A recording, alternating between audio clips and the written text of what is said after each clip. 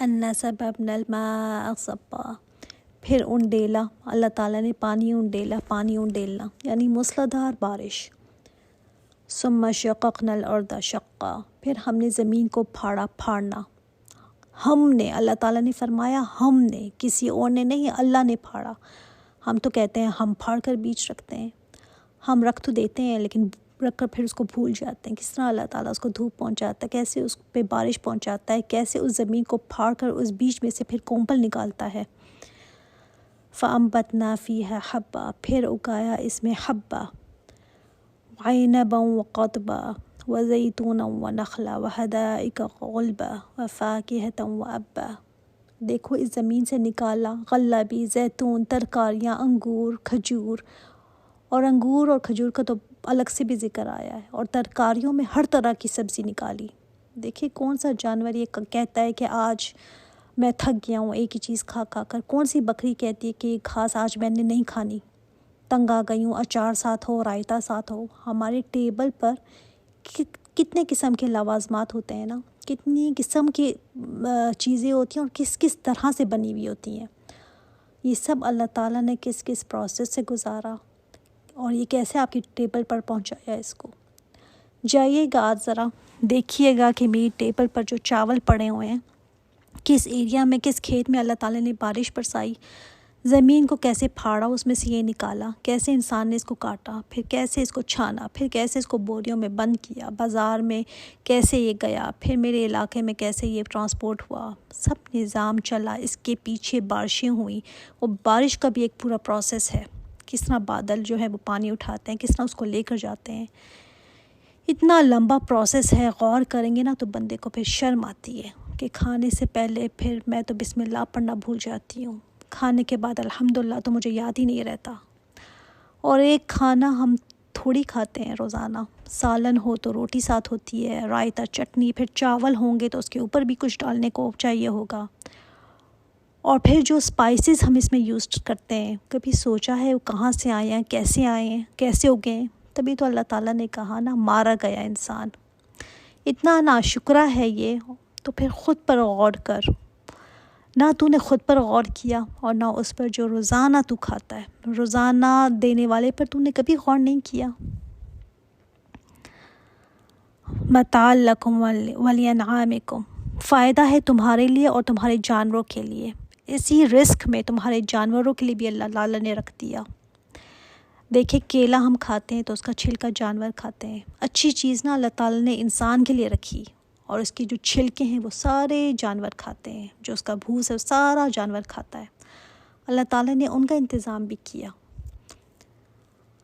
فَإِذَا جَاءَتِ الصَّاخَّةُ، پھر جب آ جائے گی کان پھاڑنے والی، اتنی زور کی آواز ہوگی سور کی، ایسی آواز ہوگی کہ کوئی سوچ نہیں سکے گا، کوئی غافل نہیں رہے گا کہ مجھے تو آواز ہی نہیں آئی، میں تو ادھر تھی، مجھے تو پتہ ہی نہیں چلا۔ ہر جگہ یہ آواز پہنچے گی اور کان ایسے پھاڑے گی، کانوں کو بہرا کرنے والی آواز ہوگی یہ۔ آج اللہ تعالیٰ کے کلام کو سنو نہ سنو، لیکن اس دن سب یہ آواز سنیں گے اور دوڑ لگائیں گے۔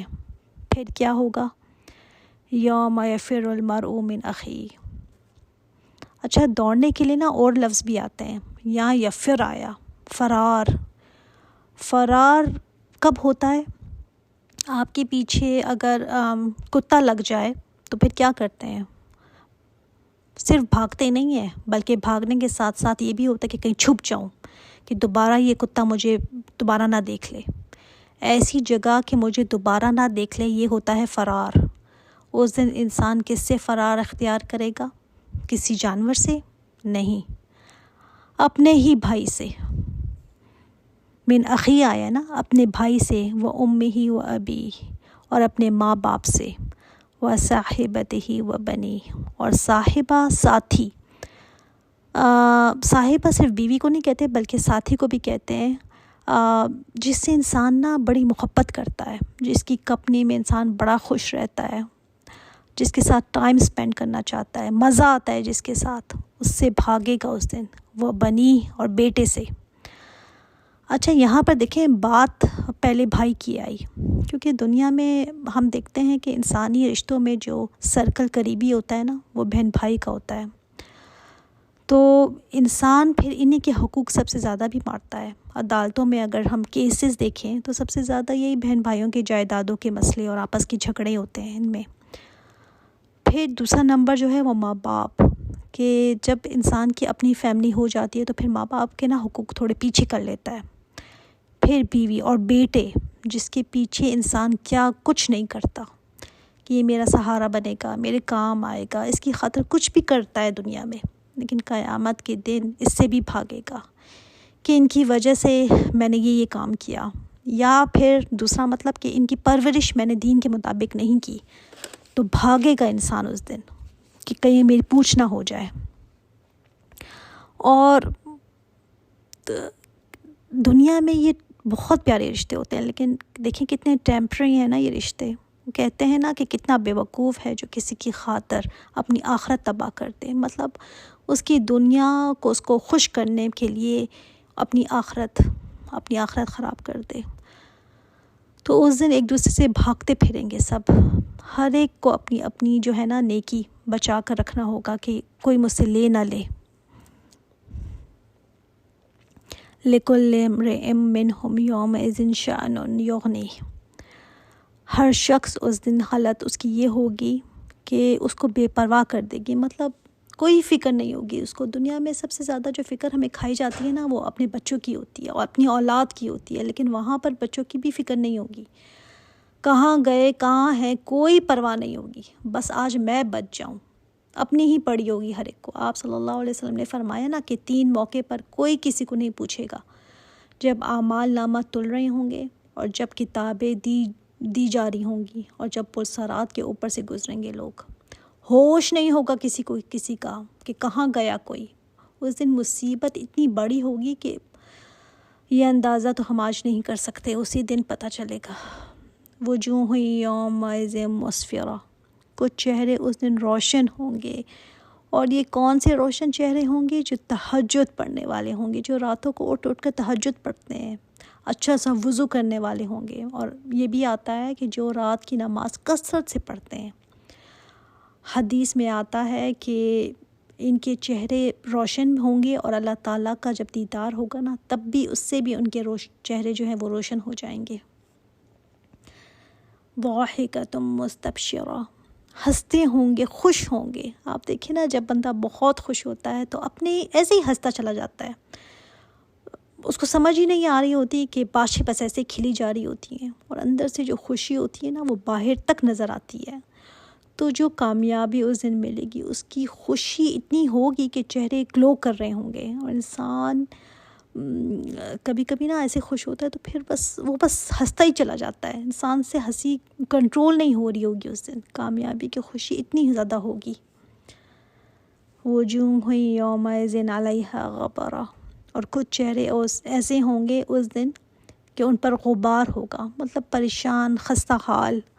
ترہقھا قطرہ، ڈھانکتی ہوگی ان کو سیاہی.